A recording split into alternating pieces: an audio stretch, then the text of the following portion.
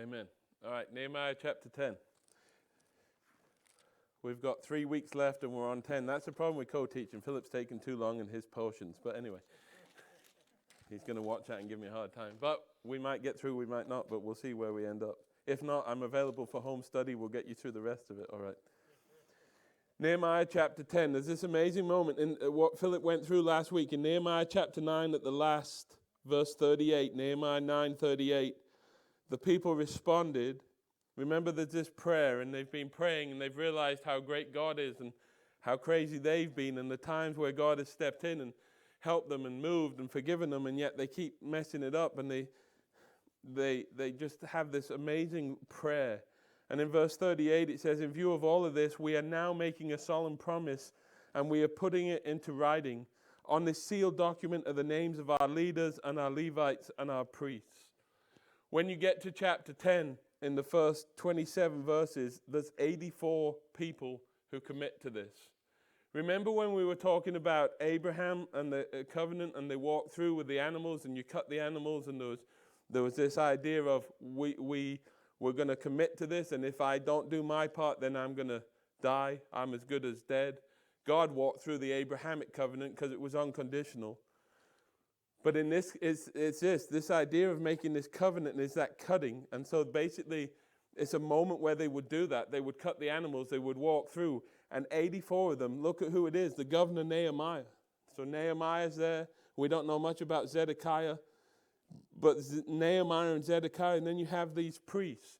If you look, it's really important. And again, Philip would probably take you through all the names, but he can do that next week if he wants to teach you all those names. But the priests are there. There's leaders here. It's really important who these people are. And it's really cool that documented in history is people's names who stood up and were ready to be counted. Now, by the end, we'll see that this tradition of Israel, they kind of mess it up again. But these people are standing before God and they're making this covenant. This Nehemiah, this Zedekiah. In verse 2 through 8, you have the priests. And remember, this is all God's work. The fact that Israel is back in the land, the fact that God has done all this stuff, and the fact that they have priests and Levites and leaders, is all a miracle. It's all God. But there's priests in it, and then from 9 to 13, you have Levites. Obviously, the priests are needed. The Levites are the servants, the ones who do all the work of the temple and all of that. They're needed. And then you just have leaders. It just says leaders. And you have 84 of them. So from 1 to 27, you have 84 of them. And then it says in verse 28, that's the quickest I've ever gone through 27 verses, ain't it? The rest of the people, the priests, the Levites, the gatekeepers, the singers, the temple servants, and all who had separated themselves from the pagan daughters of the land in order to obey the law of God, together with their wives, sons, daughters, and all who were old enough to understand, joined them and bound themselves with an oath. So you have these 84 people who are binding themselves, walking through this covenant. It's a covenant walkthrough. There's 84 of them. And then it says, and the rest of the people, verse 28, there's more. The rest of the people, the priests, the Levites, more priests, more Levites, gatekeepers, the ones who would keep the gates, singers, the worship team, temple servants, and all who had separated. There was this bunch of people, the rest of the people, they had separated themselves from the pagan people of the land. This was a moment, this was a distinct moment now, where God's people separate themselves. We're to be a peculiar people, we're to be holy, we're to be separate. Israel, in all of its stuff, in all of its festivals, in all of the law, in all of their nuances for Israel, they were to be different, they were to stand out. People were to look at Israel and see God.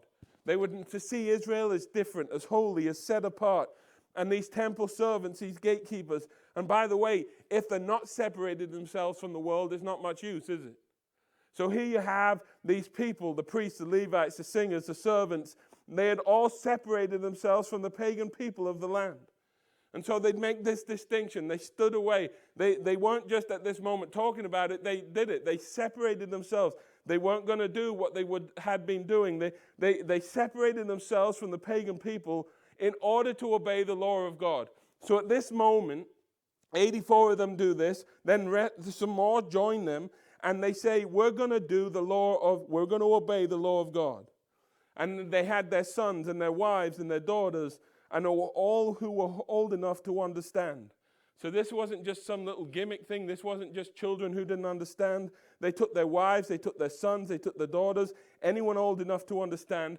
They made a distinction between Israel and the pagan people, and they said, God, we're going to do some things. God, we're going to follow you, and we're going to do some things. I want you to turn quickly to Deuteronomy chapter 8, because I want you to see something. The Mosaic covenant, the Abrahamic covenant, they're all unconditional. The Davidic covenant is unconditional. The Mosaic covenant, is not. The Davidic and the Abrahamic is unconditional. So Israel was going to have a throne and the king of David no matter what. God promised that Abraham was going to be the father of many because God promised that. But the Mosaic covenant was conditional. The others were unconditional, but this was conditional. Deuteronomy chapter 8 verse 1. This is really important, and this is kind of where they're trying to get back to. All the way back in Deuteronomy, God had made this promise. Again, the Abrahamic and the Davidic are unconditional. They're going to happen. God promised it to Abraham. Abraham was asleep. We talked about that. So it was nothing to do with Abraham. But this had something to do with the people. Look at what it says. Chapter 8 of Deuteronomy, verse 1. Be careful to obey all the commands I'm giving you today. Remember, Deuteronomy is this look back. They're right at the apex of getting into the land. They should have done it 40 years ago, but Deuteronomy is this look back in history as the next book, Joshua, they're going to go in and take the land. You will live and multiply, and you will enter and occupy the land the Lord swore to give your ancestors. Remember how the Lord your God led you through the wilderness for these 40 years, humbling you, testing you to prove your character, and to find out whether or not you would obey his commands. He humbled you by letting you go hungry and feeding you with manna, a food previously unknown to you and your ancestors. He did it to teach you that people do not live by bread alone. Rather, we live by every word that comes from the mouth of the Lord. For all these 40 years, your clothes didn't wear out and your feet didn't blister or swell. Think about it. Just as a parent disciplines a child, the Lord your God disciplines you for your own good. That's what we were talking about this morning. Verse 6.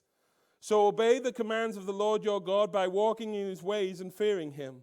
For the Lord your God is bringing you into a good land of flowing streams and pools of water, with fountains and springs that gush out in the valleys and hills. It is a land of wheat and barley, of grapevine, fig trees, and pomegranates, of olive oil and honey. It is a land where food is plentiful and nothing is lacking. It is a land where iron is as common as stone and copper is abundant in the hills. When you have eaten your fill, be sure to praise the Lord your God for the good land he has given you. But that is the time to be careful. Beware that in your plenty you do not forget the Lord your God and disobey his commands, regulations, and decrees that I'm giving you today. For when you have become full and prosperous and have built fine homes to live in, and when your flocks and herds have become very large, and your silver and gold have multiplied along with everything else, be careful. Do not become proud of that time and forget the Lord your God who rescued you from slavery in the land of Egypt. Do not forget that he led you through the great and terrifying wilderness with its poisonous snakes and scorpions, where it was so hot and dry. He gave you water from the rock. He fed you with manna in the wilderness, a food unknown to your ancestors. He did this to humble you and test you for your own good. He did all this so you would never say to yourself, I have achieved this wealth with my own strength and energy. Remember the Lord your God. He is the one who gives you power to be successful in order to fulfill the covenant he confirmed to your ancestors with an oath. But I assure you of this, if you ever forget the Lord your God and follow other gods, listen, this is a conditional part of it. I'm going to do all that, you're going to have all this, it's going to be this. But I assure you, if you ever forget the Lord your God and follow other gods, well, how long did that take them? If you ever do that and follow other gods, worshiping and bowing down to them, you will certainly be destroyed. Just as the Lord had destroyed other nations in your path, you also will be destroyed if you refuse to obey the Lord your God. And if you go through the Mosaic covenant, it's always, you choose this day. It's basically, do this and you'll be blessed, and do this and you'll be cursed. It was a choice. You can take blessing or you take curse. You can follow me and be blessed, or you can do your thing and be cursed. You can have a lot, or you can have a little. You can have power, or you don't. You can have joy, or you won't. But the Mosaic idea, this idea of this covenant is, if you love me and follow me, everything will go well for you. But if you don't, it won't. That's basically the sum of this covenant, and they're trying to get back there in Nehemiah. Go back to Nehemiah chapter 10. And here we go. Look at what it says. They took, verse 29, they joined their leaders and bound themselves with an oath. What they're saying is, we're as good as dead. This is our promise to you. Now, you realize that sometimes you don't have to promise things to God, but when you do, you're bound to it, right? It's better to say nothing and to promise nothing than to promise something and fail on that promise. God is the great promise keeper because he knows the future and he knows he can handle it and he's not going to mess it up. But we make promises sometimes, and even in goodwill, we try to make promises and then we fail them, we flunk them. But they swore this oath. Look at what it says. They joined their leaders. So the leaders are out front. That's the way it should be. Nehemiah, the priests, the Levites, the leaders. And they bound themselves with an oath. In other words, they took this on full well knowing. They swore a curse on themselves. Listen to this. They swore a curse on themselves if they failed to obey the law of God as issued by his servant Moses. What they're saying is this. If we follow you, God, we trust you. You're going to bless us. It's going to be amazing. But if we, see, here's the problem. When people make vows in marriage, like at the covenant ceremony, at the wedding day, what does that really mean? I mean, what's important, what they say or what they do? You see, you don't know how serious the vows are until what? I mean, how many people have said vows that sounded good and then not lived them out? How many marriages have left in divorce? All right? So you stand up, you both look about as good as you can, right? If you don't look good in your wedding day, that's a whole other problem. All right. You stand there and you make these vows, but listen, the only way to really know how serious you are at making those vows is what? It's the days ahead. They're making these vows. Now, look, in the history of Israel, when they make vows, wouldn't you be a little bit resistant and like, sounds good. And in this moment, there's this severity, and it's almost like they're trying to prove how sincere they are. They swear a curse on themselves. In other words, God, you said we're cursed if we don't follow you, and do it, God. And not that he needs their permission, but they sound like they understand that if we don't follow through, if we're just giving it lip service, if we won't do what God has called us to do, then let him curse us. Then let a curse fall on us. Now, if you don't know God and you just willy-nilly say that, that might not mean much. That's just foolishness. But if you fear the Lord and know the Lord and say, look, if we fail, there's a curse be on us, that's some serious stuff. I mean, we don't get this because we're not used to this blessing and curses. We don't talk like that. But imagine if someone stood up at Living Word and said, I've had people look at me in the face and say, may God strike me dead if that's not true. Well, you better hope it's true. And I'm going to level with you. One of them I didn't believe at all, so I don't know what that means. They look at you and they say, may God, it's like, man, we throw phrases around, but you better be careful, right? Look at what it says. Moses has given us the law. We understand. They solemnly promised to here it is, to carefully, not willy-nilly, to carefully follow how many commands? This is a big promise. Here, that word keeps coming up, don't it? All the commands, regulations, and decrees of the Lord our Lord. How serious do you have to be if that's your mandate? How much time and effort, how much thought, how much precision are you going to have to live by if you say, I'm going to follow all your commands, regulations, and decrees, or let me be cursed? That's some high living. That's some strenuous stuff. I mean, that's not just some like, let's think about the Lord for 10 minutes today. If you're truly going to follow all of God's commands, regulations, and decrees, that's a solemn promise. That's an amazing promise. Remember, they've prayed this, and God seems to be stirring their heart from chapter 9. And then it's funny what they promise, because what they promise shows you they know that what they've done wrong. Right? What we'll see here is the heart of these people, but you also see the heart of God.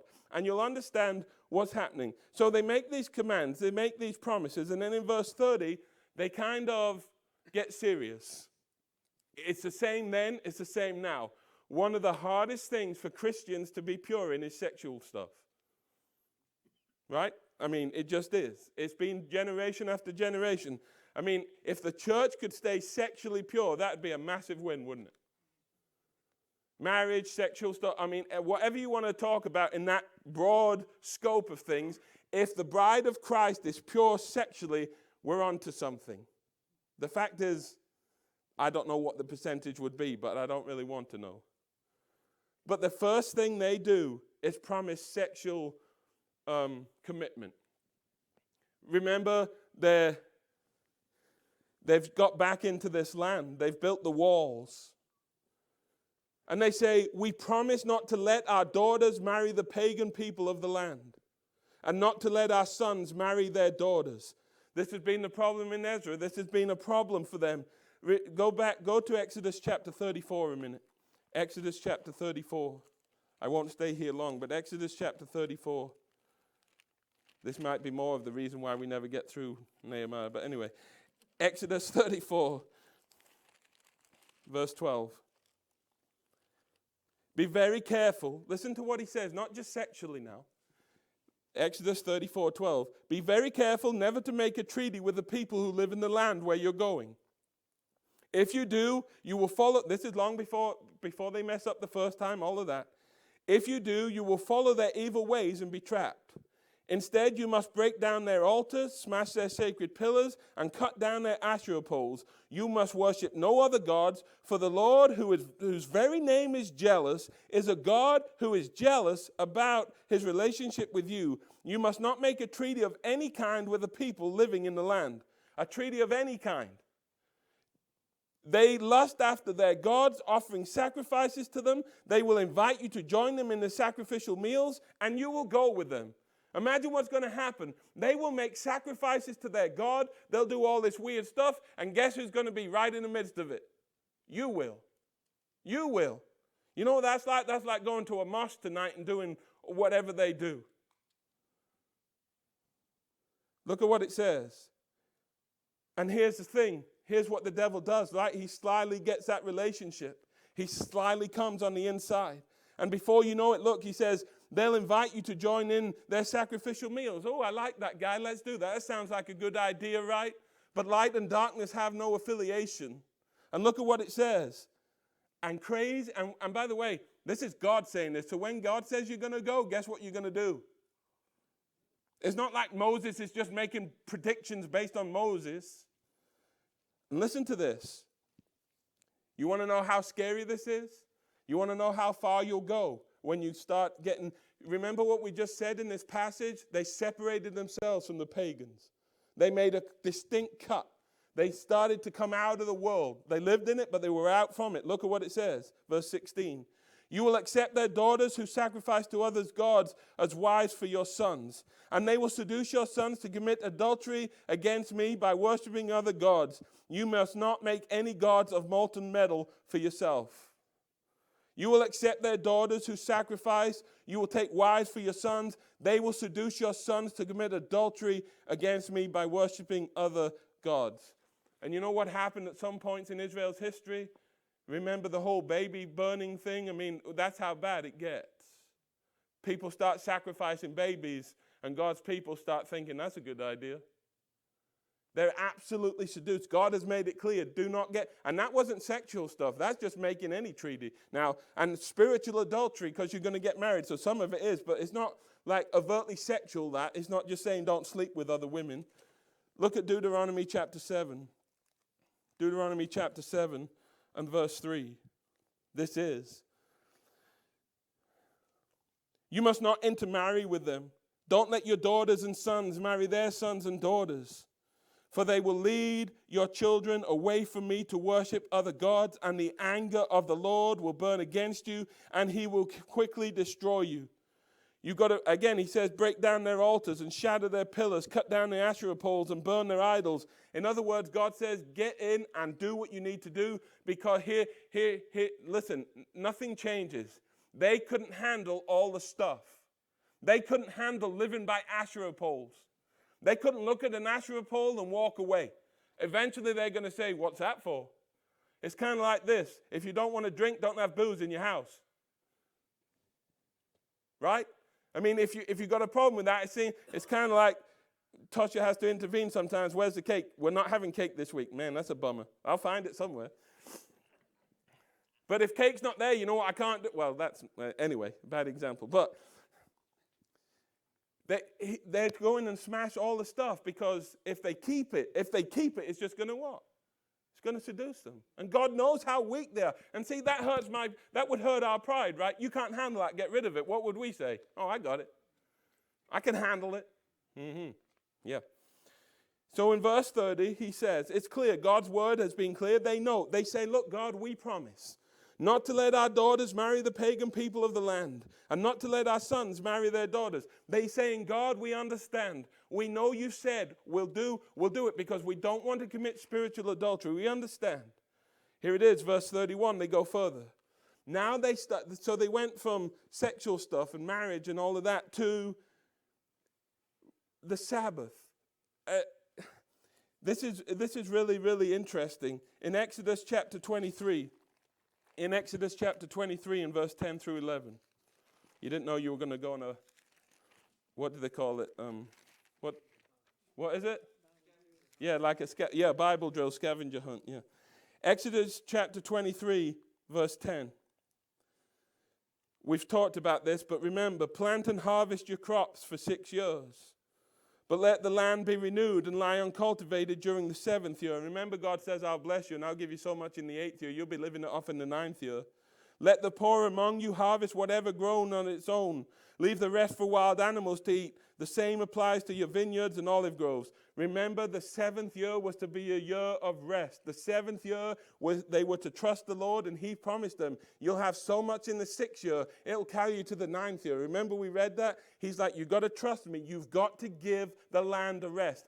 To our knowledge, they never did that. They missed 70 of them, and that's part of why God gave them 70 years in exile, because they repeatedly wouldn't do it. They repeatedly would not do that. Look at Leviticus chapter 25 a minute. Leviticus chapter 25.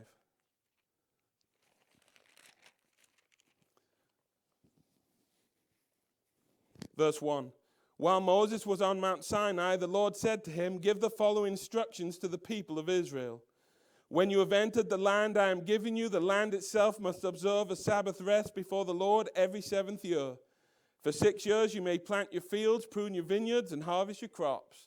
But during the 7th year, the land must have a Sabbath year of complete rest. It is the Lord's Sabbath. Do not plant your fields or prune your vineyards during that year.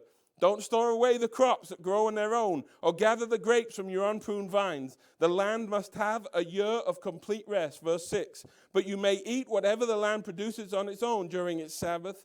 This applies to you, your male and female servants, your hired workers, and the temporary residents who live with you. Your livestock and the wild animals in your land will also be allowed to eat what the land produces.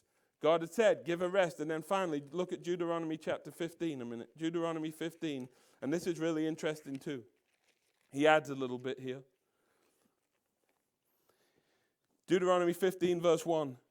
At the end of every 7th year, so remember they've got these 7 years, you must cancel the debts of everyone who owes you money. You know, 6 years in, that's when you go to Donnie and say, I need to borrow some good cash, because in a year you'll have to forgive me of it. God's even got rules. But remember we went that with the land, you couldn't do that, because God knows what people are like, and the payment was he knows what we're like. This is how it must be done. Everyone must cancel the loans they have made to their fellow Israelites. They must not demand payment from their neighbors or relatives, for the Lord's time of release has arrived. This relief from debt, however, applies only to your fellow Israelites, not to the foreigners living among you. So they had to release debt. For the Israelites, but why? Why is God making this rule? God isn't making this rule to keep somebody like the guy that's in debt happy? Why is God making these rules? Do you see what God does? Do you notice what he did in the early church? He made it where there was no needs. He put this big pot together, and Barnabas brought his land, and others brought their stuff. And all of a sudden, the whole multitude of people, 3,000 were getting saved one day. And they were all what? They were all taken care of. God in his system has always cared for the poor. And he knows that everything works better when you don't have what? Now, you're always going to have poor, but God institutes his system. Can you imagine? Now, again, people try and abuse every system, right? But imagine what would happen if every 7 years the people who are in debt are getting released. Imagine the hope that brings them. Imagine the solvency that brings. 3 years in, you're really struggling, but you know in 4 years what? You're going to get out. It's going to be canceled. It forces you to trust the Lord. It forces you to trust the Lord when you're in debt, and it really forces the rich people to trust the Lord. Can you imagine how frustrating that is when your cousin comes to you and says, "Can I borrow 50 grand? Man, it's your 6. I mean, I wouldn't be surprised if jokers weren't trying it the day before. Right? You've always got one trying it. Oh man. Don't pick up the phone. I know what they want. Just leave it. Tomorrow we'll... But God has set this system up. And here's the crazy thing. God has set this system up, and his people are like, we don't want to do it. God has given this amazing system where the animals rest and they rest, and there's this Sabbath rest, and God's going to prove himself, and God's going to overshoot their harvest by 1,000,000 times. Like they couldn't make as much harvest as what God's going to do. They look at God and they're like, nah, we can do it better. And so now they come back, and look at what it says in verse 31. Not only do we promise not to mess around with the pagan women and that, we promise that if the people of the land should bring any merchandise or grain to be sold on the Sabbath or any other holy day, we will refuse to buy it. God has said not only every 7 years, but every 7 days you need to what? You need to rest. Now, the debt is every 7 years, but the rest is every week. Every 7th day, what? Take a rest. Take a spiritual rest. Don't go out. Don't do it.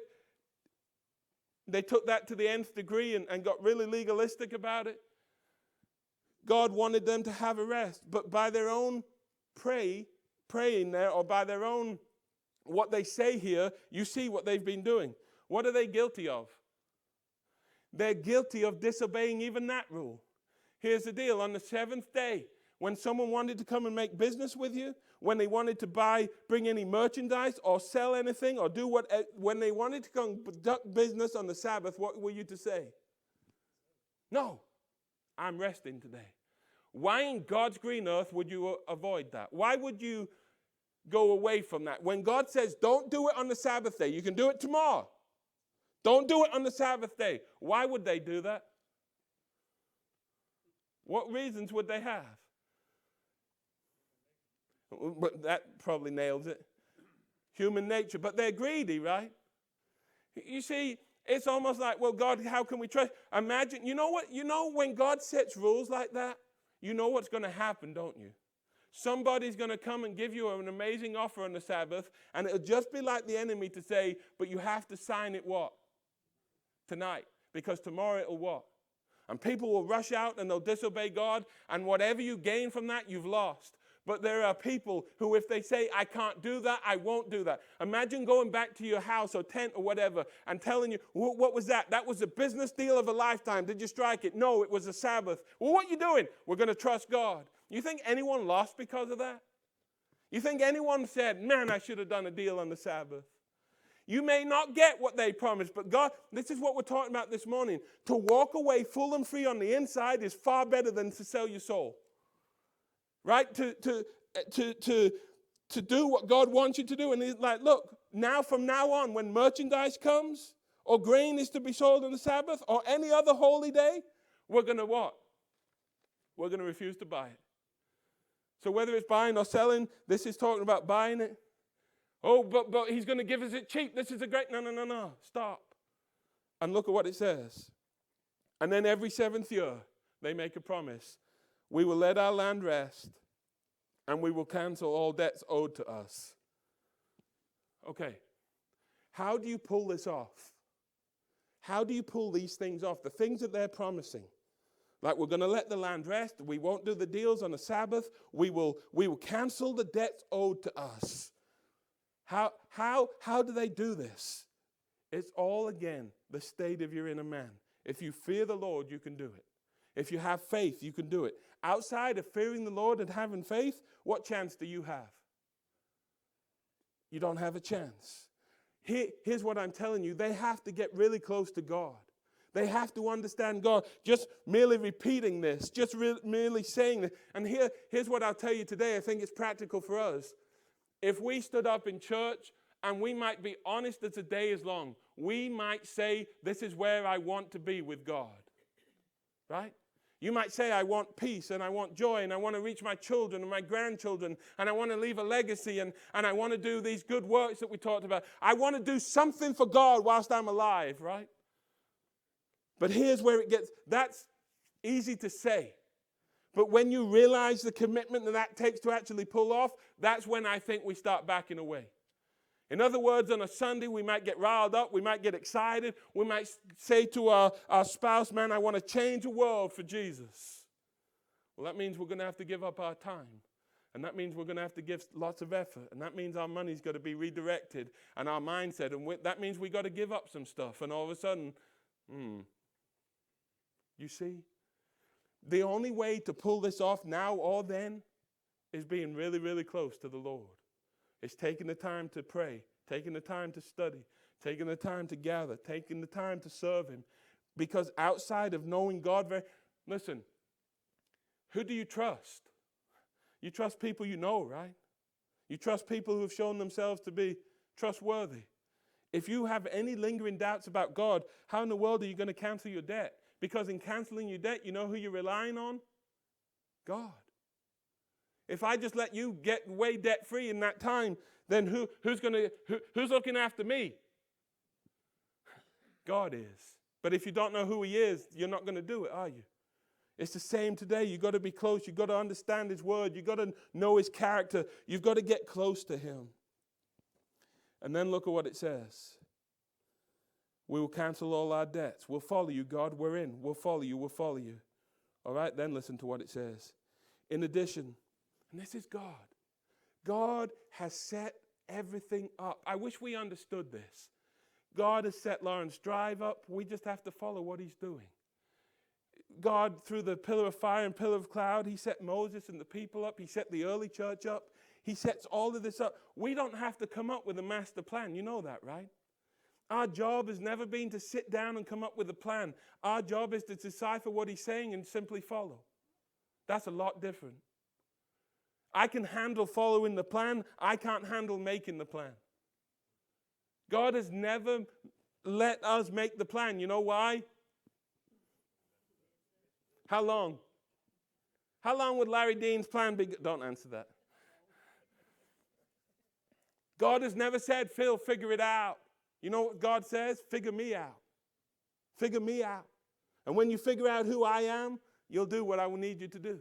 When you figure out what I can do, you'll start to follow. You'll start to understand. And they say, and God, I want you to see the heart of God, and I want you to see how crazy it is when they don't do it. What was the point? There's a great point for the temple. Why was the temple so important for God and for His people? Why? The temple was a place of what? Worship and honor, a place where God was dwelling, right? A place where they could go and sacrifice and worship and kind of, for a moment, the veil was still there, but they got to kind of go and worship God. And they got to learn about Him and do all of this stuff. And that was the very heart of God. I want to tabernacle with my people. Now He tabernacles by the Holy Spirit. This isn't really the house of the Lord. I mean, we call it that, but the house of the Lord is us. The Holy Spirit dwells inside of us, and God now is tabernacle inside of us. But before He tabernacled with His people through the temple, and they would go to the temple that was the tent of the meeting, and then the tabernacle, and then the temple, and God was always with His people. And you know what? God doesn't leave anything to chance. Do you think He said to the Israelites, hey, just take care of the temple any way you want? You know who didn't have to come up with the plans for the temple? Here's the problem. And by Jesus' day, it was massive, right? How in the world are we going to take care of the temple? God's planned it all out. And if you'll do what he says, you know there was people, how are we going to do that? And how are we always going to have, remember they always had showbread?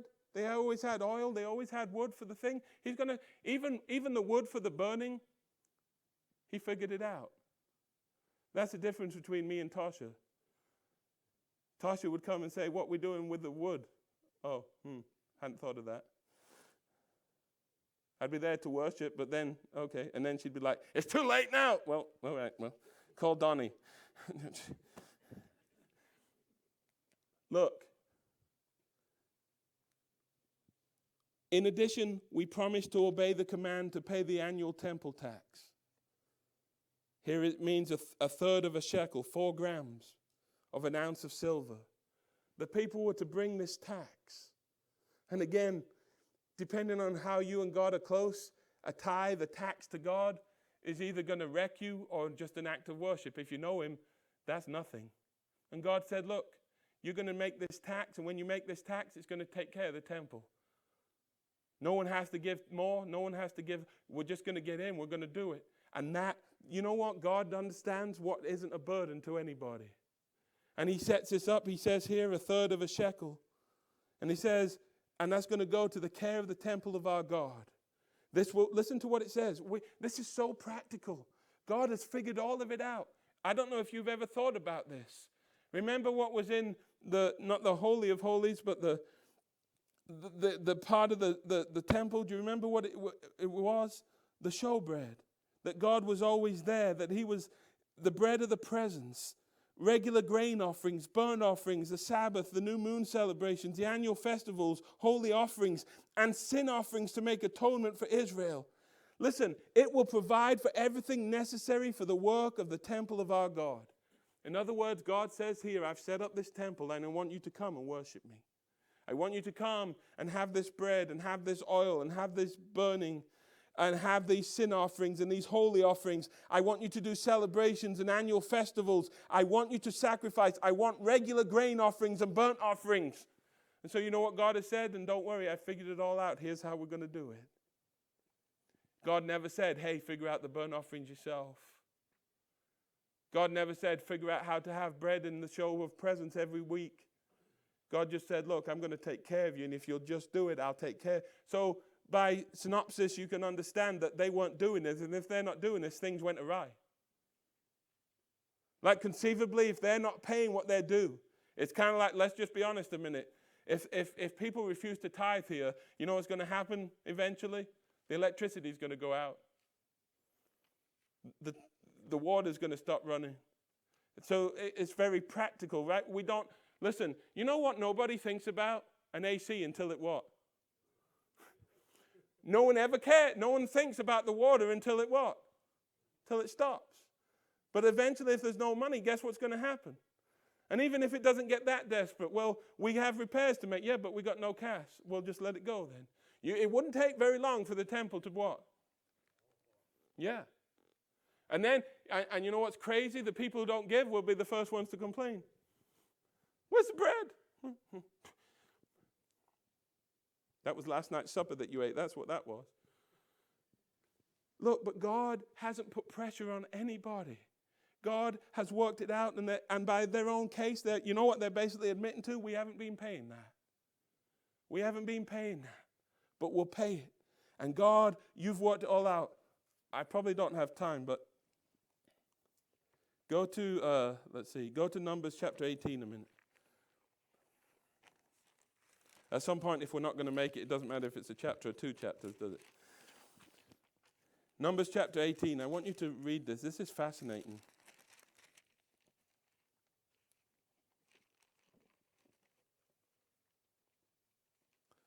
Not Numbers. Hold on a minute.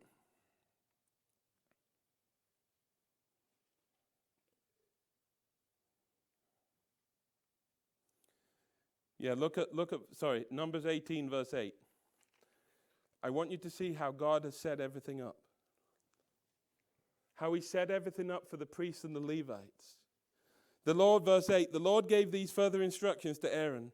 I myself have put you in charge of all the holy offerings that are brought to me by the people of Israel. I have given all these consecrated offerings to you and your sons as your permanent share.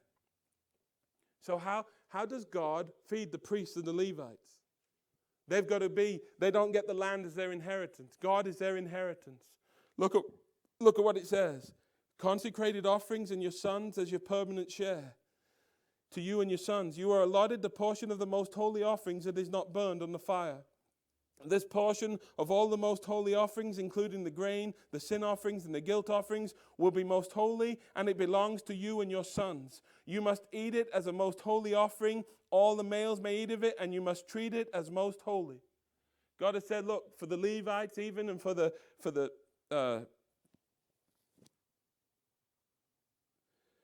priests, He's taking care of all of it. Verse 11, all the sacred offerings and special offerings presented to me when the Israelites lift them up before the altar also belong to you.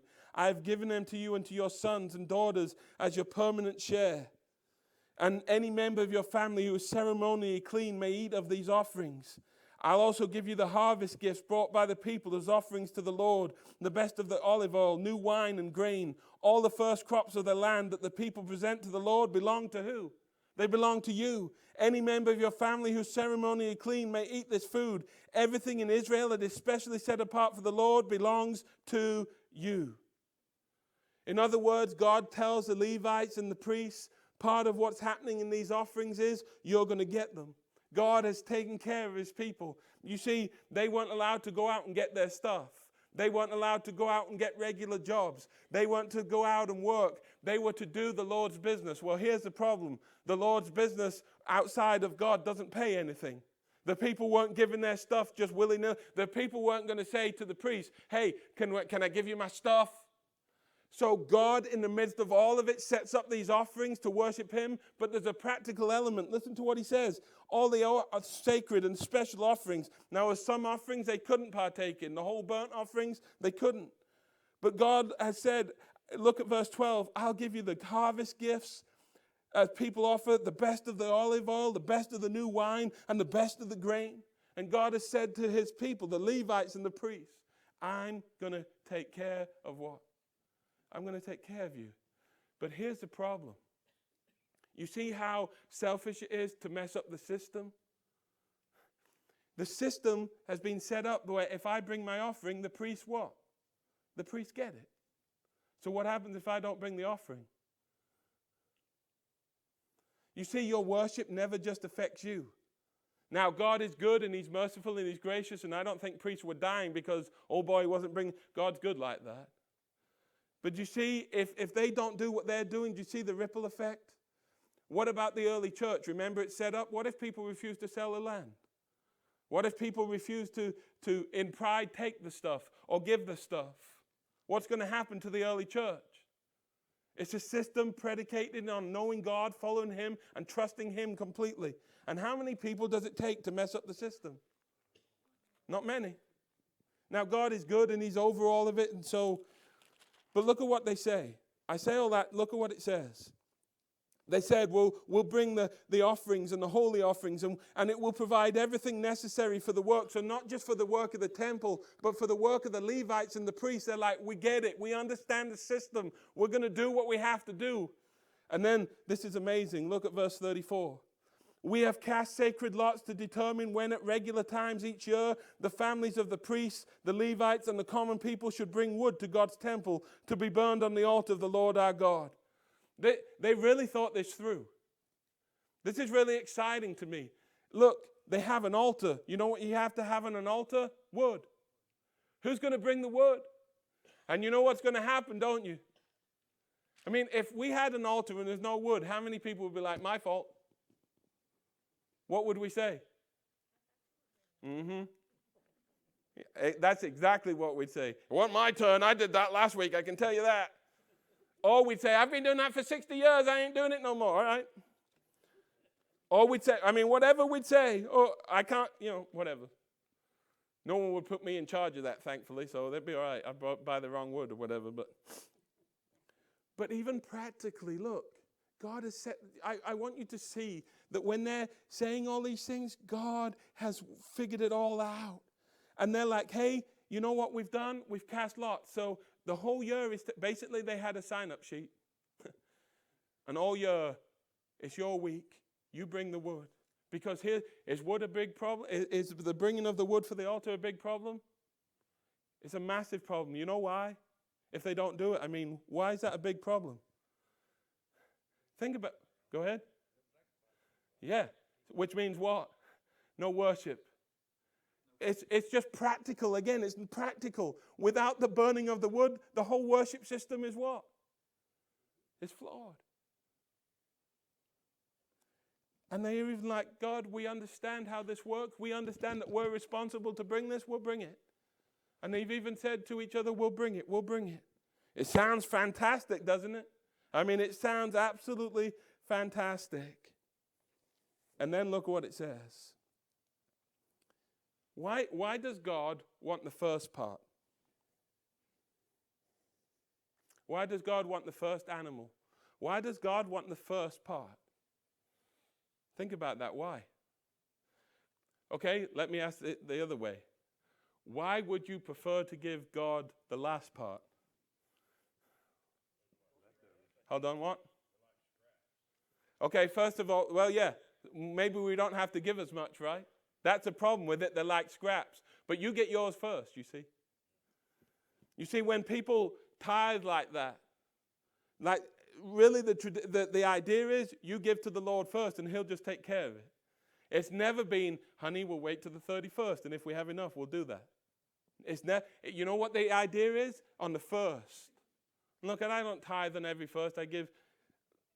But the idea behind it, what I'm telling you is, I don't care if you tithe on the 28th, but you can't be waiting till the 28th to figure out if you're going to tithe. Does that make sense? You can't sit and say, well, God, if I have enough, then I'll tithe. No, you have to put it in your mind and your heart this month. I'm giving that, whatever happens.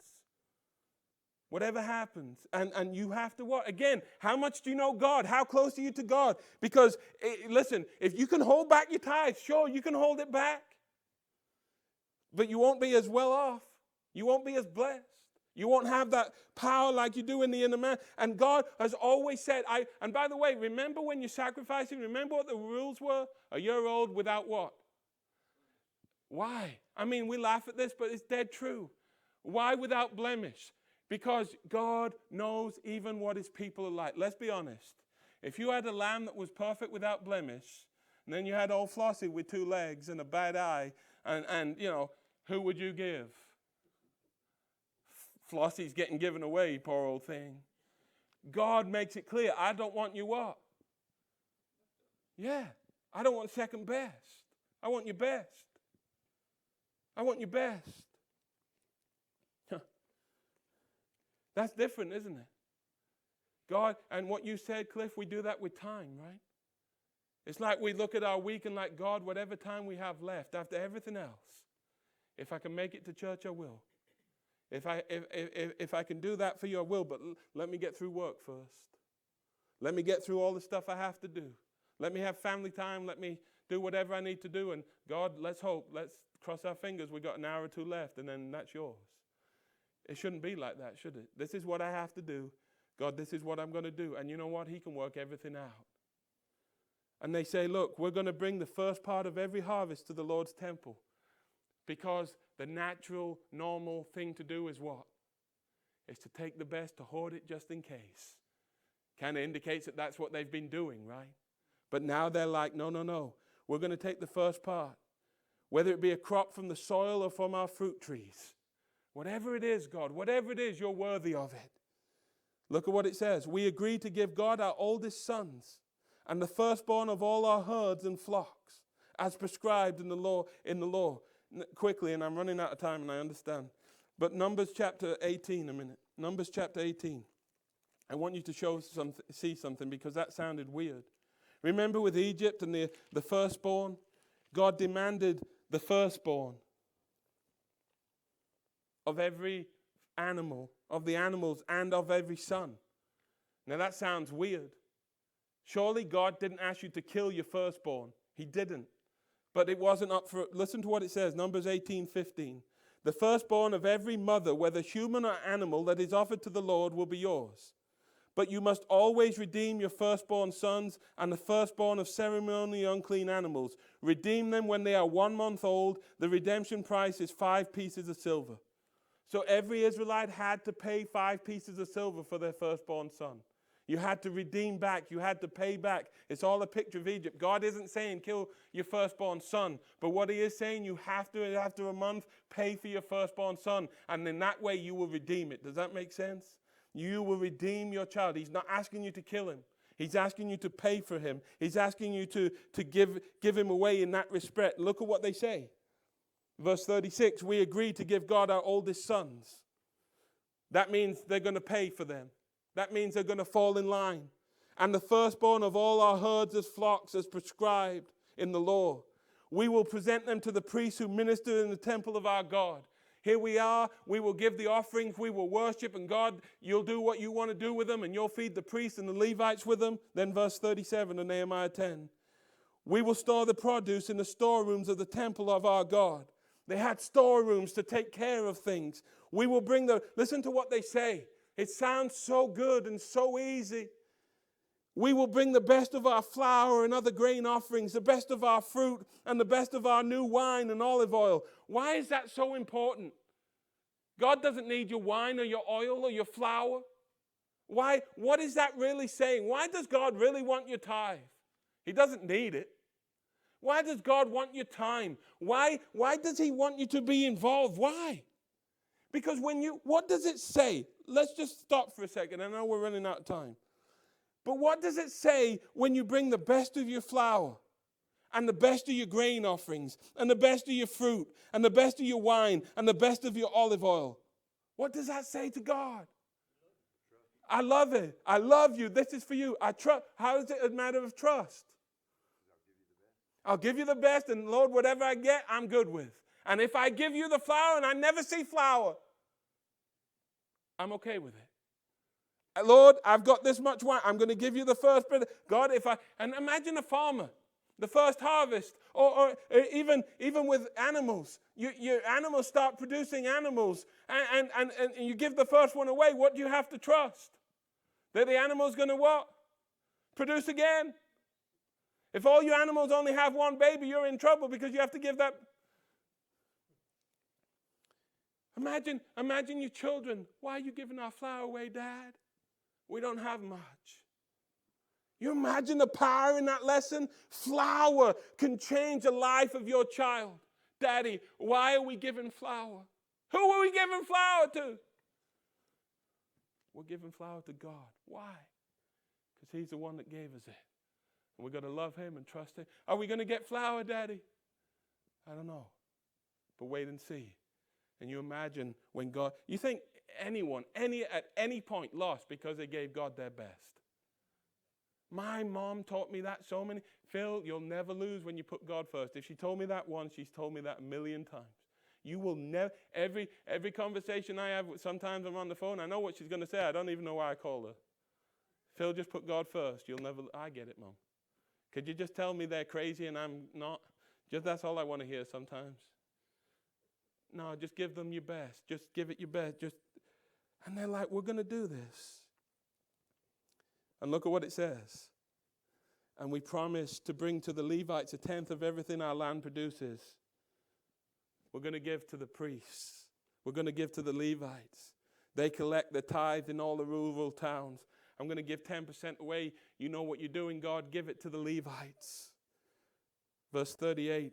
A priest, a descendant of Aaron, will be with the Levites as they receive these tithes.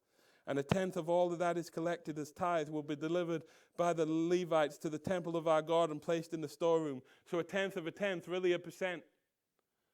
Everything, 1% of everything they get will be placed in the what? In the storehouse. Why is it only 1%?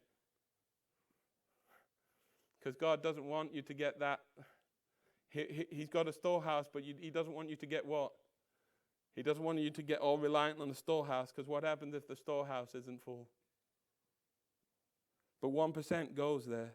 Verse 39, the people and the Levites must bring these offerings of grain, new wine, and olive oil to the storerooms and place them in the sacred container near the ministering priests, the gatekeepers, and the singers. And here's this massive thing, and then we'll finish. We promise together. We need each other. We're going to bring flour, and as I bring flour, and they bring flour, and as I bring my animal, and they bring their animal. And by the way, if God wants you to give, you know what he has to do first? He has to give it to you. God isn't asking for new wine that he doesn't give you. God isn't asking for a firstborn son that he doesn't give you. God isn't asking you to give anything that you cannot give. Imagine if God said, I demand 10 quarts of flour, and you only had 2. Then what? Well, I mean, if that was a rule, you'd be up the creek without a paddle, right? I mean, you start stealing or something. I mean, if God legitimately said, you have to, imagine if God said to all of us tonight, you have to give 100,000 this year in tithe. Huh. We would hate that rule, but I tell you what the exciting part of that rule would be. Every one of us is getting 100 grand. Now, the problem is you might get 101 grand. But you see, everything he gives is to give back. And I want you to see that that's why tithing or giving or coming to church or being involved or all these little things that don't say, that you don't think mean much, they mean a ton to him. Have your kids ever given something that really touched you, that really meant something to you, that was of no monetary significance at all? Remember those cards you got when they drew you a picture and you're not going to sell that on eBay? The paint wasn't good, the artist was. But when someone, your kid, your grandkid, gives you a card and says, I love you, how much is that worth?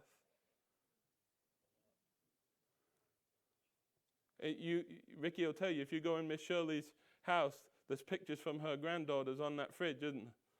They're sitting right there. They're ancient. They're old. And they're not going to win any prizes for artists. But they mean something still to this day. I asked her about them. I thought they were yours, but they weren't.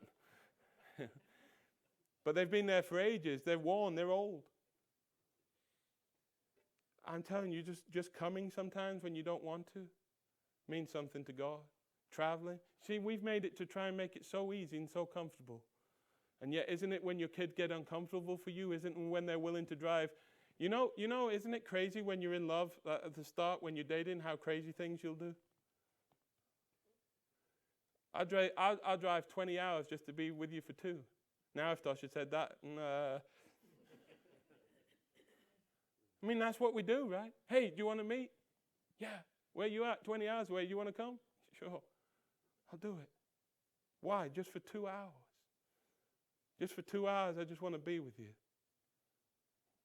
And then you get in this lull and now it's like, man, 20 minutes I might. Yeah, that might be, exactly. Thank you, Brenda. Yes. But just small, God has set the whole thing up, and they come back and they're like, okay, God, we're going to do it your way. And then by the end of Nehemiah, you realize, they're human. Does anyone have any questions? But I'm telling you, just coming, just giving their love offerings to God. And if everyone takes their part, if everyone does their thing, Lawrence Drive will always have what it needs. And God has never asked you to take the bulk of it or be the only one responsible or hurt yourself to the extent because no one else is. No. God's got a system. If we'll just listen, if we'll do it his way, he'll provide everything from staff to money to members to everything God will take care of. Does anyone have any questions, thoughts?